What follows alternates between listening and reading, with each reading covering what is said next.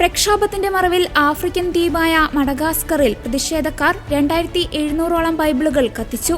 മഡഗാസ്കറിന്റെ തലസ്ഥാനമായ ആന്റനാനാരിവോയിൽ നടന്ന ജനകീയ പ്രക്ഷോഭത്തിനിടെ ബൈബിൾ സൊസൈറ്റി കെട്ടിടം കൊള്ളയടിക്കുകയും തീയിടുകയും ചെയ്തുവെന്ന് ട്രിബ്യൂൺ ക്രിറ്റിയൻ റിപ്പോർട്ട് ചെയ്തു.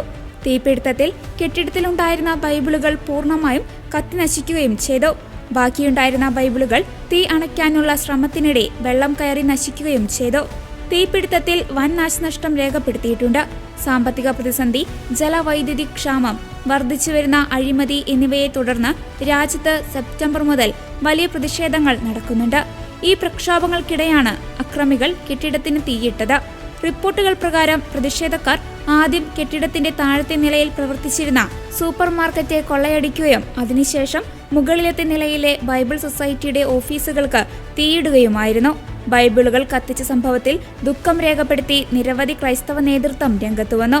തീ കൊണ്ട് ബൈബിളുകൾ നശിപ്പിക്കാൻ നിങ്ങൾക്കാകുമെങ്കിലും ഞങ്ങളുടെ വിശ്വാസം തകർക്കാൻ ആർക്കും സാധിക്കില്ല എന്ന് വിശ്വാസികൾ പറഞ്ഞു.